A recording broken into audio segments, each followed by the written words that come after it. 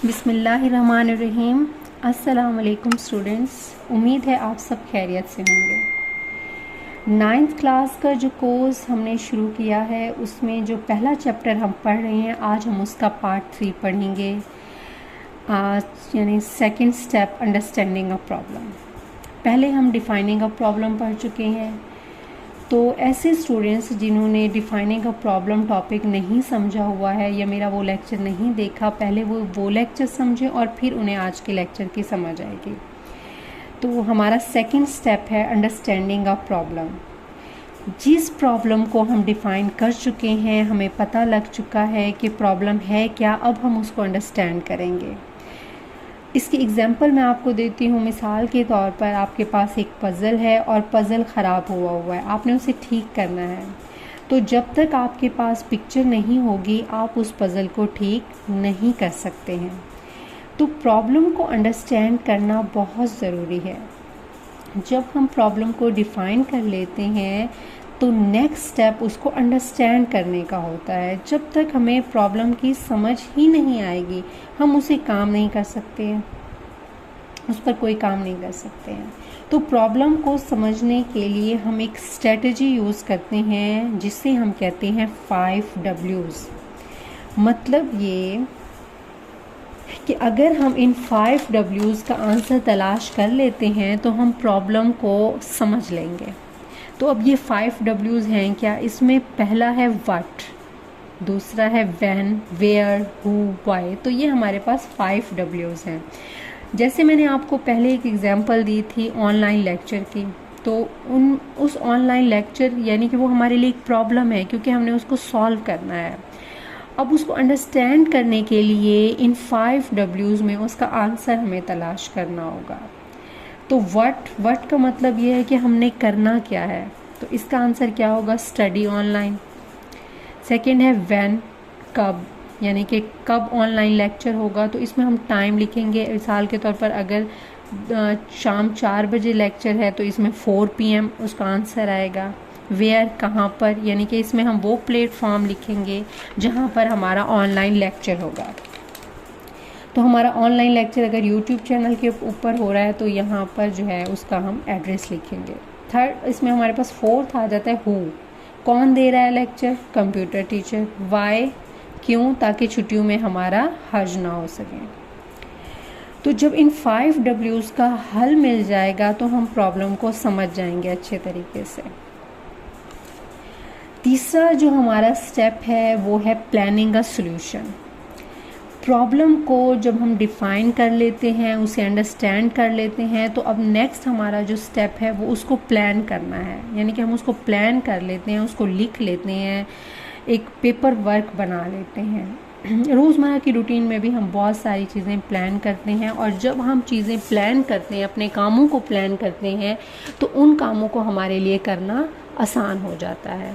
तो problem solving steps में जब हम अपने प्रॉब्लम के सॉल्यूशन की प्लानिंग करेंगे तो वो प्लानिंग हम कैसे करेंगे? उसमें हमारे पास 4 काम आते हैं। पहला काम हम करते हैं डिवाइड एंड कंकर।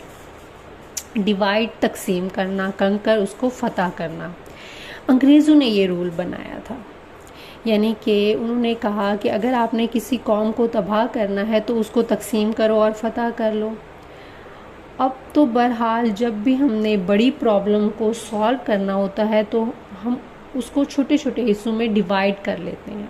जब हम डिवाइड कर लेते हैं तो उस प्रॉब्लम को हमारे लिए हल करना आसान हो जाता है, क्योंकि बड़ी प्रॉब्लम को हम एक ही साथ सॉल्व नहीं कर सकते हैं। अगर हम उसे छोटे छोटे हिस्सों में डिवाइड करें तो उस प्रॉब्लम को हमारे लिए हल करना आसान हो जाता है। इसकी आम मिसाल मैं आपको देती हूँ कि अगर आपको छुट्टियों का काम मिला है तो वो आप उसको एक साथ नहीं कर सकते हैं। आप उसको छोटे छोटे उसको प्लान करते हो और कुछ हिस्सों में डिवाइड करते हो कि आज मैंने ये टॉपिक करना है, कल मैंने ये टॉपिक करना है। तो इस तरह से आपका छुट्टियों का काम जो है वो इजीली हो जाता है। तो बड़ी प्रॉब्लम के हम हिस्से बना लेंगे। मिसाल के तौर पर एक दिन हमने ये काम किया है तो नेक्स्ट डे हम और काम करेंगे। तो इसके ज़रिए हम अपनी प्रॉब्लम को ज़्यादा अच्छे तरीके से प्लान कर सकते हैं और उसको सॉल्व कर सकते हैं। याद रखिएगा कि ये जो डिवाइड एंड कंकर रूल है इसको हम टॉप डाउन डिज़ाइन भी कहते हैं, यानी कि थोड़ा थोड़ा करके सॉल्व करना। जैसे आपकी बुक है कंप्यूटर की, इसमें 5 चैप्टर्स हैं, तो उसको डिवाइड कर दिया गया है चैप्टर्स के अंदर ताकि उस चीज़ को सॉल्व करना समझना हमारे लिए आसान हो जाए।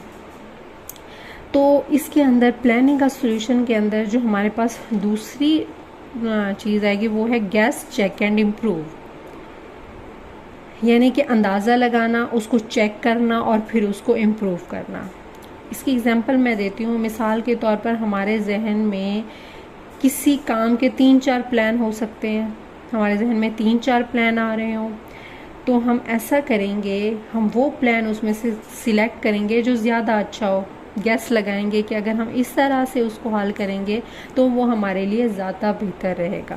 तो जब आप अंदाज़ा लगा लेंगे तो फिर नेक्स्ट काम क्या करेंगे, नेक्स्ट काम आप ये करेंगे, आप उसको चेक करेंगे कि उनमें से जिस सॉल्यूशन में आपका कम टाइम यूज़ हो रहा है, कम पैसे लग रहे हैं, फ़ायदा ज़्यादा हो रहा है, आप उसको कंसीडर करेंगे।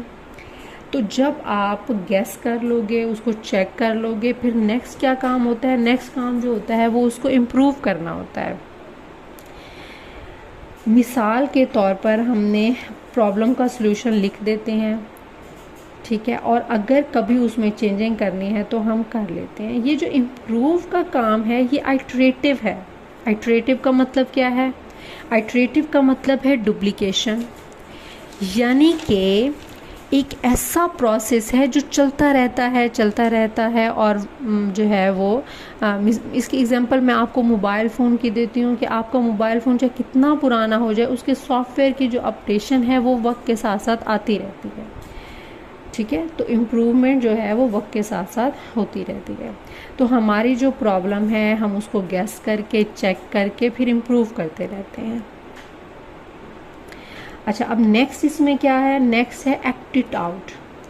एक्ट इट आउट का मतलब है टू डू लिस्ट, यानी कि प्लानिंग अ सॉल्यूशन के अंदर जब हम अपनी प्रॉब्लम को डिवाइड कर लेंगे, उसको गैस, चेक और इम्प्रूव कर लेंगे, तो फिर हम क्या करेंगे, हम उसकी एक लिस्ट बना लेंगे। आसान अल्फाज में मैं बताऊं तो टाइम टेबल, जैसे लेक्चर्स का एक टाइम टेबल होता है, यानी कि हम एक लिस्ट बना लेते हैं कि हमने पहले ये काम करना है, फिर हम इस तरह करेंगे, फिर हम इस तरह काम करेंगे। तो प्लानिंग के लास्ट में हम एक पिक्चर बना लेते हैं। इसमें लास्ट चीज़ जो होती है वो ड्रा अ पिक्चर। जब हम प्लानिंग की एक लिस्ट तैयार कर लेते हैं तो लास्ट में हम क्या करते हैं, हम एक पिक्चर बना लेते हैं, क्योंकि पिक्चर के ज़रिए किसी चीज़ को समझना आसान हो जाता है। यानी कि प्लान अब जो है वो हमारे पास बन चुका है, ठीक है। तो लेक्चर ज़्यादा लंबा ना हो जाए, कॉन्सेप्ट्स आपस में मिक्सअप ना हो जाए, इसलिए मैं इसी लेक्चर को यहीं पर ख़त्म कर देती हूँ।